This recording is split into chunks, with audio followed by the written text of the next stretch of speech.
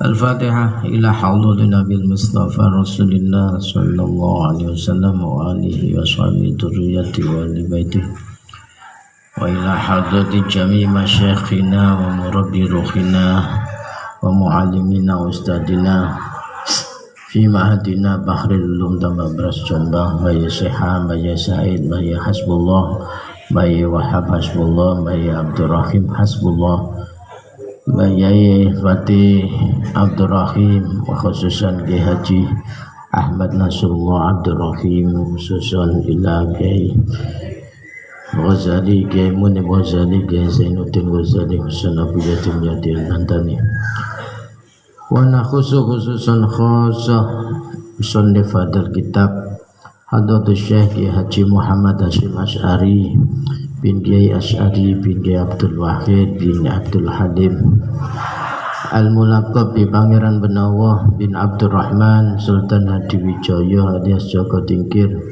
bin Abdullah bin Abdul Aziz bin Abdul Fatah bin Maulana Ishaq Walidu Sunan Giri wasibtihi Kiai Haji Muhammad Isam Hadik wa Syekh Al-Alim Al-Fadil Abdul Fadl Ibni Abdi Syakur At-Tubani Syawlillah lahumul Fatihah.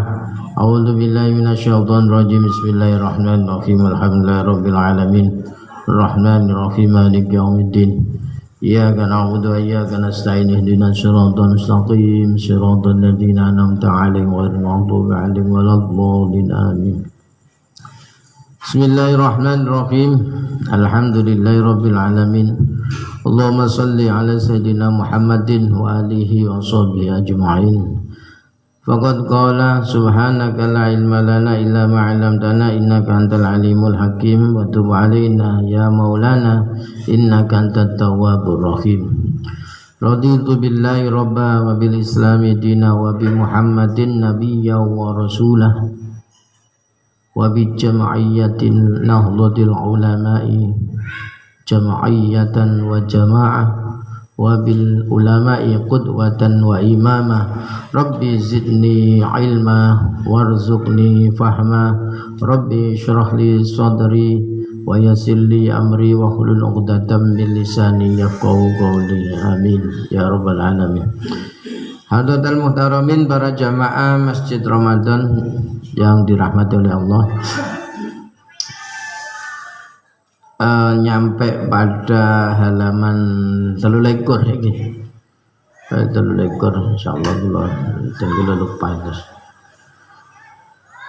Halaman 33 menjelaskan tentang munculnya banyak firqah, kelompok-kelompok umat Kanjeng Nabi. Dawuna al-Imam Abu Mansur Ibni Thahir At-Tamimi fi syarhi hadal hadis. Imam Abu Mansur Ibni Thahir At-Tamimi ketika menjelaskan hadis tentang perbedaan atau perpecahan umatnya Nabi sampai 73 dinto, beliau mengatakan qad alima ashabul maqalati annahu sallallahu alaihi wasallam lam yurid bil firaqi al madhmumati al mukhtalifina fi furu'il fiqhi min abwabil halal wal haram, wa innama qasada bil dhammi man khalafa ahlal haqqi fi usulit tauhid wa fi taqdiril khairi wasyarri wa fi syurutin nubuwati war risalati wa fi muwalati sahabati wa ma jara majra hadhil abwab. Jadi perbedaan 73 golongan Kak Dinto tentu bukan perbedaan urusan fikih.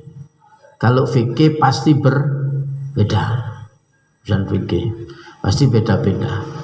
Tapi yang dimaksud sampai muncul perbedaan 73 golongan Kak Dinto adalah satu dalam persoalan usulit tauhid, pokok-pokok tauhid, pokok-pokok akidah, pokok-pokok akidah. Guru Rabu sekitar dua minggu yang lalu kedatangan keluarga Pangarangan, salah satunya kedatangan gurunya namanya Syekh Muhammad Al-Amin Asingkiti. Ketika dialog dan kula tanya apakah perbedaan mengenai tauhid Kak Dinto. Salah satunya adalah munculnya istilah pembagian tauhid sedadi telok kasak. Tauhid uluhiyah, rububiyah, asma wa sifat Kak Dinto. Apakah itu tergolong ahlu sunnah? Jawabannya beliau menarik. Jawabannya itu muncul ulama akhir. Artinya kalau berpaku pada ulama salafus soleh tidak ada pembagian tauhid. Allah itu ya Rabb ya Allah. Jadi tidak dibedakan antara Rabbul Alamin sama Allah, itu tidak ada bedanya. Sehingga di akhir Kak Dinto, akhir zaman Kak Dinto, muncul pembagian tauhid sedadi telok kasan. Lah itu apa termasuk orang-orang yang membagi seperti itu? Yang katakan Ibnu Taimiyah, kemudian dipertajam oleh masyarakat Muhammad Ibnu Abdul Wahhab An-Najdi atau Wahabi. Orang-orang Wahabi itu dan kelompok-kelompoknya itu bukan ahlus sunnah. Tapi beliau halus jawabnya. Itu ulama akhir, orang-orang terakhir saja. Yang zaman yang membagi seperti ulama salaf tidak. Artinya kalau saya simpulkan bahwa ahlus sunnah ini kan mengikuti ulama salafus soleh, ulama yang hidup abad pertama sampai 300 Hijriah terakhir kan itu. Lah ini tidak pernah membagi tauhid. Kose beda tauhid uluhiyah, kose beda tauhid rububiyah, beda tauhid asma wa sifat, tidak ada. Lah itu artinya ketika membagi ada muncul kelompok seperti itu, berarti akidah ini sudah berbeda-beda. Dulu akidah tidak berbeda-beda. Mulai berbeda itu kalau dalam kitabnya Bayai Fadol Kak Dinto dijelaskan ya di akhir masa sahabat, mulai terbunuhnya Sayyidina Utsman sampai paling parah adalah terbunuhnya Sayyidina Ali karramallahu wajhah.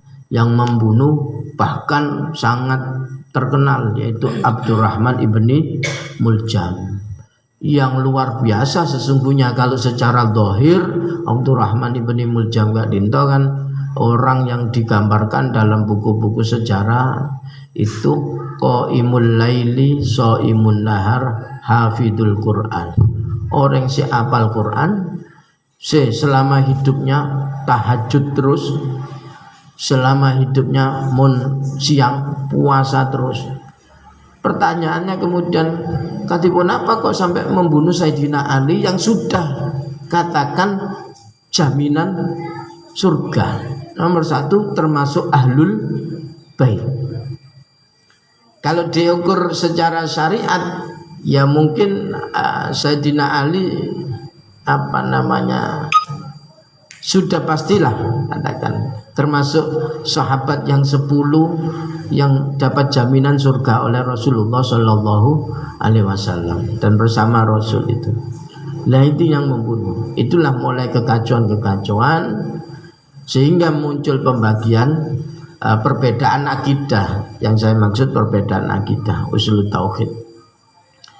Jadi perpecahan 73 itu gara-gara beda tentang tauhid, bukan masalah fikih.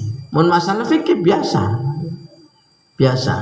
Gunut tak gunut, bismillah tak ranying, bodoh si ranying. Mereka biasa pun. Tapi yang menyebabkan pecah itu salah satu sulut tauhid. Nomor 2, wa fi takdiril khairi wasyarri, urusan qada dan qadar. Beda ahlu sunnah dan kelompok yang lain. Wa fi syurutin nubuwati wa risalah. Kemudian di dalam urusan tentang kenabian dan kerasulan, tentang syarat-syarat jadi nabi dan syarat-syarat jadi rasul itu. Selanjutnya wa fi muwalati sahabati wa majra hadhil abwab. Tentang bagaimana bergaul, bersikap terhadap sahabat. Bodoh sampai terlalu cinta. Ada yang terlalu benci kepada sahabat. Bodoh saya tak ndek ketiga sahabat, perak ndek ke Sayyidina Ali. Bodoh saya tak ndek kapi. Macam-macam. Lah ahlu sunnah itu punya keyakinan, punya sikap penilaian sahabat itu kulluhum udulun. Sahabat itu semua adalah adil, harus dihormati. Kanjeng Nabi kan sudah tahu barang siapa yang menyakiti sahabatku berarti menyakiti aku. Barang siapa menyakiti aku berarti menyakiti Allah Subhanahu wa taala, sama dengan nantang perang sama Allah Subhanahu wa taala. Li'anal mukhtalifina fiha qad kafara ba'duhum ba'dan bi khilafin nau'il awal. Gara-gara perbedaan tauhid ini, gara-gara perbedaan tauhid kadinto, masalah akidah, sampai satu mengkafirkan yang lain. Sehingga sampai muncul kalau orang bahkan di dalam penjelasan si lain, kenapa orang tauhid hanya bertauhid rububiyah, tidak bertauhid uluhiyah. Rububiyah itu artinya semua orang baik mukmin atau musyrik itu meyakini bahwa yang mengatur dan menciptakan alam kadinto adalah Allah. Rububiyah. Aneka dawuna Ibnu Taimiyah yang diperkuat oleh Muhammad Ibnu Abdul Wahab.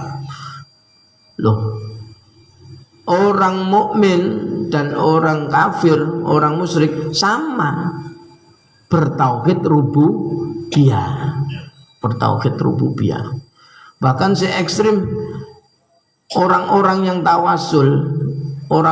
tawasul, ziarah kubur kadinto itu tidak bertauhid secara uluhiyah. Dianggap dan kula sareng ajunan dianggap tidak menyembah selain Allah Subhanahu wa taala. Lebih syirik, lebih ekstrim kekufurannya daripada orang kafir Quraisy. Karena kita ziarah kubur, kita tawassul.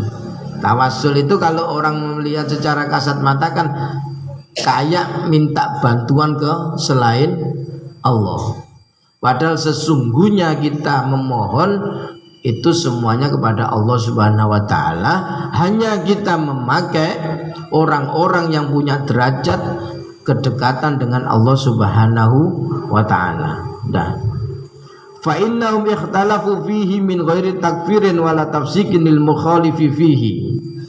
Dulu perbedaan tidak seberapa tajam, tidak sampai takfir, tidak sampai ngufurkan. Dan kula sareng ajunan bagaimana beda, tidak sampai mengkafirkan, tidak sampai memfasikkan, tidak sampai seperti itu. Fayarji'u ta'wilul hadisi fi iftiraqil ummati ila hadan nau'i minal ikhtilaf. Adin tahu.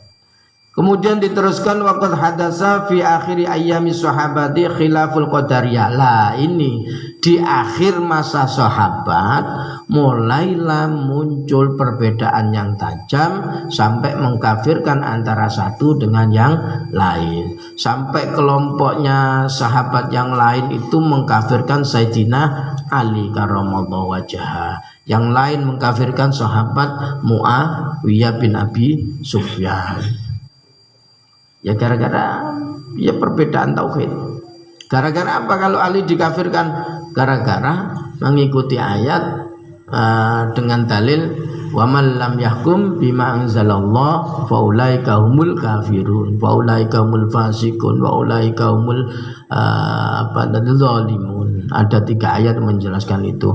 Oh, Sayyidina Ali itu tidak menghukumi seperti hukumnya Allah Subhanahu wa taala, maka Sayyidina Ali zalim, maka Sayyidina Ali kafir, maka Sayyidina Ali fasik.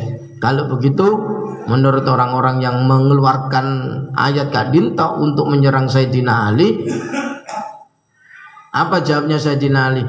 Kalimat itu betul, kalimatul haq urida bihal batil. Itu kalimatnya benar dawuhnya Allah, tapi punya tujuan dan maksud. Urida bihal batil, punya tendensi ya untuk menggulingkan saya sebagai pemerintah yang sah. Jadi mulai dimen pun agama yang untuk urusan-urusan masuk ke politik mulai dimen. Kalimatul haq urida bihal batil. Sehingga dengan konsekuensi kalau Sayyidina Ali tidak menghukumi dengan hukumnya Allah, maka Sayyidina Ali darahnya halal untuk dialirkan. Akhirnya terbunuhlah Sayyidina Ali oleh Abdurrahman ibni Muljam yang notabene-nya benih orang kafir, benih orang Yahudi, benih orang Nasrani, tapi orang Islam tibi qaimul laili shaimun nahar hafidul Quran, hafal Quran, ben malam tahajud, ben siang puasa. Makanya neka, kalau saya garis bawahi ambil salah satu sisi dari cerita terbunuhnya Sayyidina Ali oleh Abdurrahman sebagai sosok pembunuhnya itu, saya garis bawahi mun orang soleh melolong neka tak cukup.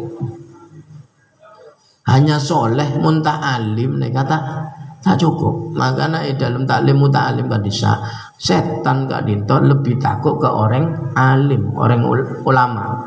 Tak takut sekali ke orang abid, ahli ibadah. Tak takut sekali. Ahli ibadah mun tak alim gampang geridu setan, gampang diganggu setannya. Contohnya ini, ahli ibadah puasa terus siang hari, tiap malam tahajud terus, bahkan hafal Quran. Karena tak alim, orang hafal Quran belum tentu alim loh. Jangan salah paham panjenengan. Karena menghafal gak dinto beda dengan memahami. Banyak orang yang hafal tapi tak bisa memahami. Makanya siiran-siiran di Surabaya kaca namanya syair tanpa waton Gus Nizam.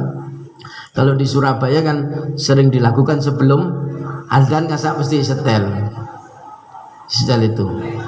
Dengan salah satu syairnya, kang apal Quran hadis seneng ngafirke marang liyane. Banyak yang orang hafal Quran hadis tapi seneng mengkafirkan orang lain.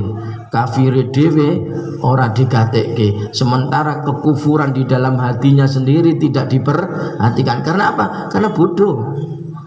Makanya bahaya dalam satu sisi orang ahli ibadah tapi tidak punya ilmu neka gampang dibujuk setan, bahaya. Tidak.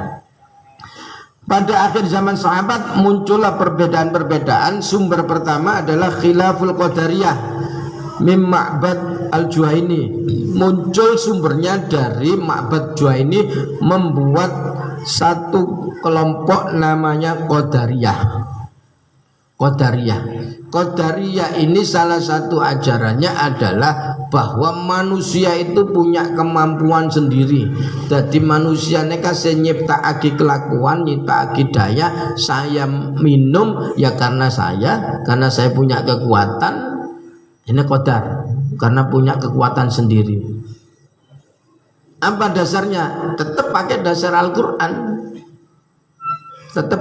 Al-Quran. Kalau Al-Quran ayat yang lain mengatakan Allah itu yang menciptakan segala sesuatu. Segala sesuatu adalah salah satunya perbuatan makhluk atau perbuatan manusia. Tetapi orang Qadariyah ini tidak. Orang Qadariyah ini menganggap manusia itu punya kemampuan sendiri menciptakan perbuatan. Yang memukul, ketika si A memukul B, yang memukul siapa? Ya si A. Dari mana kekuatannya? Dari A sendiri, si A itu sendiri yang menciptakan. Kalau ahli sunnah tidak demikian. Itu siapa tokohnya? Sumbernya dari mana munculnya Qadariyah? Mim Ma'bad al-Juhaini wa atba'ihi, dan pengikut-pengikut Ma'bad al-Juhaini. Wa tabarru'a minhum al-mutaakhiruna minas sahabati ka Abdullah bin Amr wa Jabir wa Anas wa nahwihim radhiyallahu anhum ajmain. Karena mulai muncul di akhir sahabat, maka para sahabat yang lain salah satunya adalah Abdullah bin Amr, sahabat Jabir, sahabat Anas bin Malik, itu melepaskan dari mereka, artinya tak norok-norok mikir bahwa manusia itu punya kemampuan sendiri, menciptakan perbuatannya sendiri. Karena mereka, para sahabat yang disebut tadi itu tetap berkeyakinan yang menciptakan perbuatan adalah Allah Subhanahu wa Ta'ala. Cuman kita dititip hidayah yang dalam bahasanya Imam Asy'ari adalah kasab, potensi untuk apa? Untuk melakukan. Pisau punya potensi membelah, mengiris. Api punya potensi membakar. Punya potensi, tapi yang membakar sesungguhnya bukan api. Itu dibuktikan ketika Nabiullah Ibrahim dibakar. Ketika dibakar, ternyata Nabi Ibrahim tidak terbakar. Itu salah satu contohnya. Summa hadasa al-khilafu ba'da dhalika syai'an ila antakamalat al-firaqu al-dhalatu isnaini wa sab'ina firqatan. Sampai terus terjadi perbedaan sedikit demi sedikit sehingga muncullah aliran-aliran yang sesat genap 72. Wasalisatu wasabuna hum ahlus sunnati wal jamaah. Yang nomor 73 adalah kelompok ahlus sunnah wal jamaah. Wahum al-firqatu an-najiyatu. Kelompok inilah ahlus sunnah wal jamaah, inilah yang selamat. Siapa ahlus sunnah wal jamaah? Maka Imam Romli, ya salah satu di dalam kitab Adinto, kitabnya Mbayai Fadol Adinto jelas lagi, idza utliqa ahlus sunnati wal jamaah wal muradu al asy'ariyatu wal maturidiyah. Menalikana ekocaagi kelompok ahlu sunnah, berarti akidahnya itu norok. Saya maksud adalah akidah Asy'ariyah yang ditokoi oleh Abu Hasan al-Asy'ari dan Maturidiyah, yaitu tokohnya Abu Mansur al-Maturidi. Dulu berkembang di Afghanistan. Kalau Abu Hasan al-Asy'ari berkembang di Afghanistan, sementara Imam Maturidi banyak berkembang di daerah Pakistan dekat India nyebrang ke Indonesia. Kan salah satu ceritanya dalam sejarah masuknya Islam adalah di Nusantara melalui jalur India, yaitu Mundimin kan belajar sejarah masuknya Islam itu lewat Gujarat, karena hampir sama madhabnya, yaitu Syafi'i dan Abu Mansur al-Maturidi ahlus sunnah. Sudah, jadi menalikana ekocaagi ahlus sunnah itu pasti yang dimaksud adalah al-asy'ariyatu wal maturidiyah, kelompoknya Imam Abu Hasan al-Asy'ari dan pengikutnya, kemudian Imam Abu Mansur al-Maturidi dan pengikutnya. Nah, fa'inkilah, kalau dikatakan atau ditanyakan hadil firoku ma'rufatun, apakah kelompok-kelompok C72 kadinto bisa diketahui? Fal jawabu inna na'rifu al-iftiraq. Jawabnya, kita mengetahui perpecahan wa usul al-firaq dan pokok atau sumber-sumber perpecahan. Wa inna kulla ta'ifatin minal firaqi inqasamat ila firaqin wa illam nuhid bi asma'i tilkal firaqi wa madaibiha. Setiap satu kelompok dari kelompok yang 70 tadi, 7 nanti yang berkembang tadi 72, itu terbagi menjadi beberapa kelompok. Lah, itu dirangkum oleh Mbah Hasyim Asy'ari tentu dalam kitab-kitab, merujuk dalam kitab-kitab besar untuk kitab-kitab tentang perpecahan kelompok-kelompok dalam umat Islam Kak Dinto. Yang paling bagus untuk dipegangi, yang paling valid, yang enak untuk dibaca untuk mengetahui kelompok-kelompok Kak Dinto adalah karya Abdul Qahir al-Baghdadi, namanya Al-Farqu Bainal Firaq, perbedaan di antara kelompok-kelompok umat Islam. Itu kitab kitab yang saya lihat banyak dikutip oleh tokoh-tokoh Ahlussunnah termasuk Mbah Hasyim Asy'ari. Beliau mengatakan di akhir bab Kadinto, wa usul firaqi, pokok-pokok atau prinsip sumber-sumber kelompok itu dari mana saja? Kok pecahnya jadi 73 itu? Satu, Al-Haruriyah, kelompok Haruriyah. Nomor dua, Wal Qadariyah. Wal Qadariyah itu kelompok Qadariyah. Wal Jahmiyah itu kelompok Jahmiyah. Wal Murji'ah itu kelompok Murji'ah. Wal Rafidah itu kelompok Rafidah. Wal Jabariyah itu dan kelompok Jabariyah. 6 kelompok besar Kak Dinto sumbernya. Waqad qala ba'du ahli ilmi rahimahullah ta'ala, sebagian ahli ilmu mengatakan usulul firaqil dhalatu hadis situ, sumber perpecahan kelompoknya atau umatnya Kanjeng Nabi menjadi 72 ya 6 ini. Masalah segala Haruriyah, terus Qadariyah, Jahmiyah, Murji'ah, Rafidah dan Jabariyah. 6 ini setiap satu kelompok pecah menjadi 12. Maka 12 kali 6 menjadi 72. Nah itu. Wa in qasamat wa qatin qasamat kullu firqatin minna isnata asyarata firqatan. Setiap kelompok itu terbagi menjadi 6 gelap. Bagaimana? Haruriyah. Kelompok Haruriyah terpecah menjadi 6. Kelompok Haruriyah terpecah menjadi 6. Kemudian kelompok Qadariyah 6, kelompok Jahmiyah 6, Murji'ah 6, Rafidah 6, terus Jabariyah 6. 6 kali 12 72. Itulah sumbernya kelompok-kelompok yang pecah itu. Fasarat ila sintaini wa sab'ina firqatan, maka menjadi 72 kelompok. Kelompok yang terakhir namanya yang 73 kelompok Ahlus Sunnah wal Jamaah. Qala Ibnu Ruslan rahimahullah ta'ala, gila inna tafsilaha isruna minhum rawafid. Kemudian Ibnu Ruslan mencoba merinci 72 itu, meskipun sumbernya dari 6 itu diperinci lagi.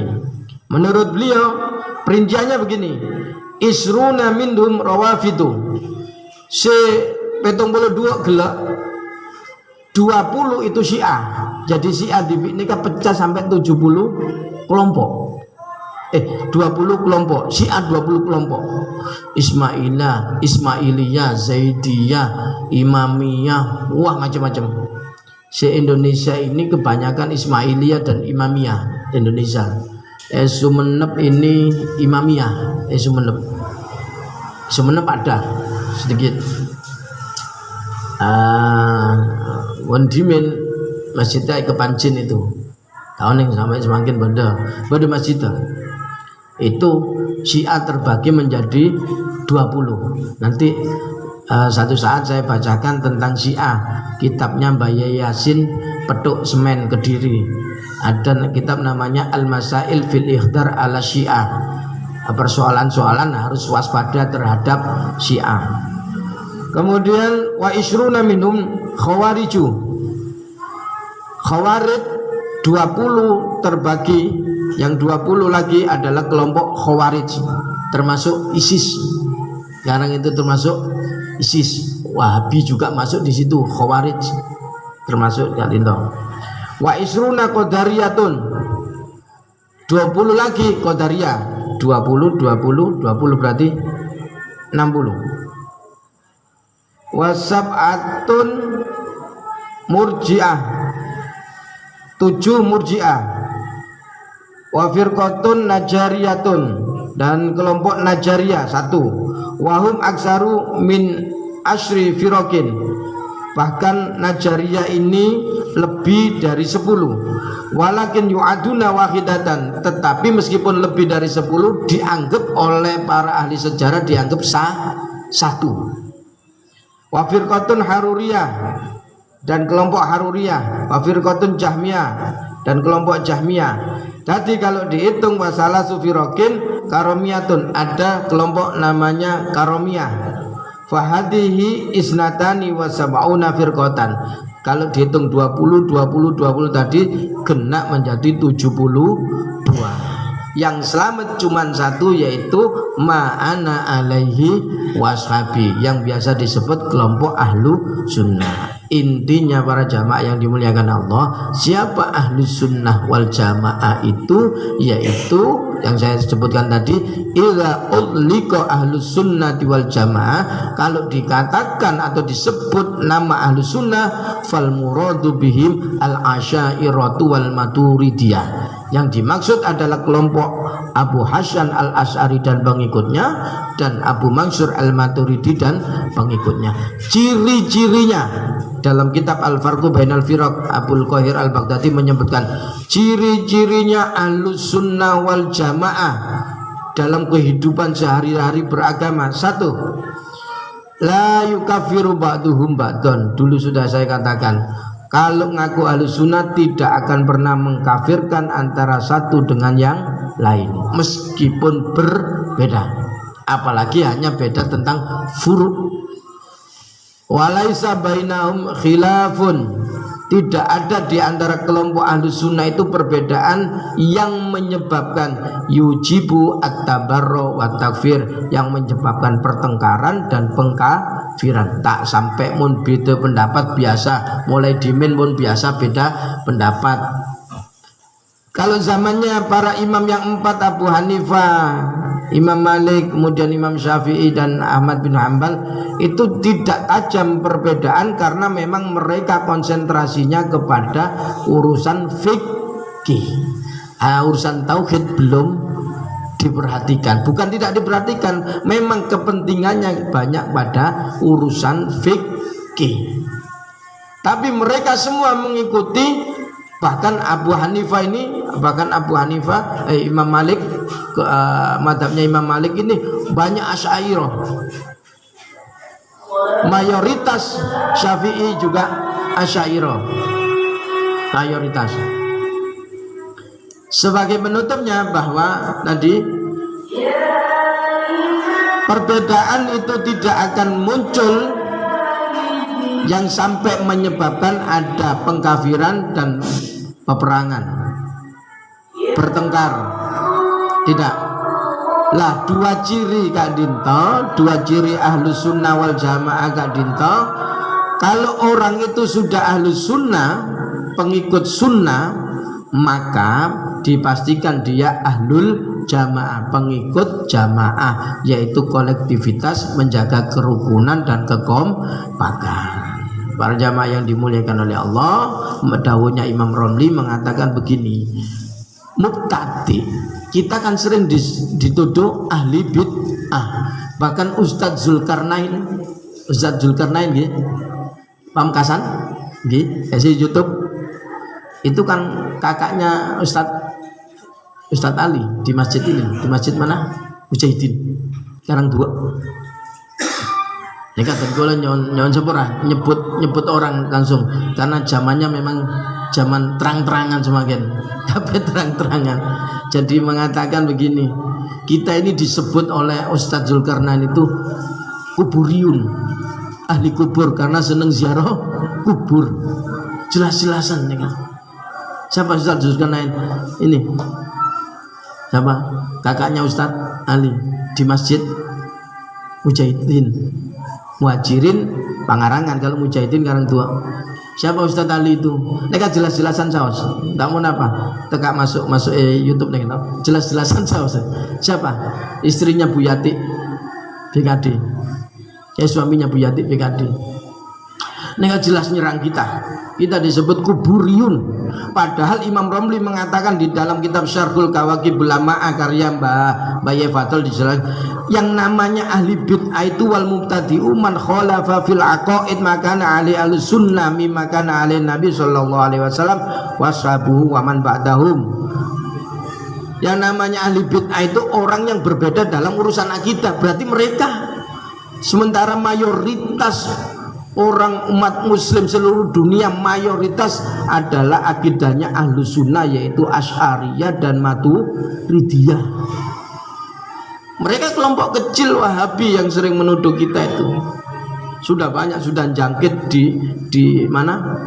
di Sumeneb kemarin ke Masjid Nur Muhammad, terus masjid itu sudah masuk bahkan itu orang Bangkalan, mbah-mbahnya dulu adalah NU Ahlus Sunnah wal Jamaah. Ketika diajak oleh duriannya Syekhuna Khalil bin Abdul Latif, Mbak Yai Khalil untuk datang silaturahmi klarifikasi, mereka rata-rata tidak mau. Ya, semoga kita tetap terselamatkan, tetap berakidah Ahlus Sunnah wal Jamaah, akidahnya tetap wujud kita bakok mukhalafatul lil hawadisi dan seterusnya. Wa akhiran, atas kesalahan dan kancakolangan kekhilafan kurang lebihnya nyon sepura, hadanallahu wa iyyakum ajma'in wa lafu minkum. Assalamualaikum warahmatullahi wabarakatuh. Kita tutup bareng-bareng. Bismillahirrahmanirrahim. Subhanakallahumma wa bihamdika asyhadu an la ilaha illa anta astaghfiruka wa atubu ilaik. Beda saya tanya apa?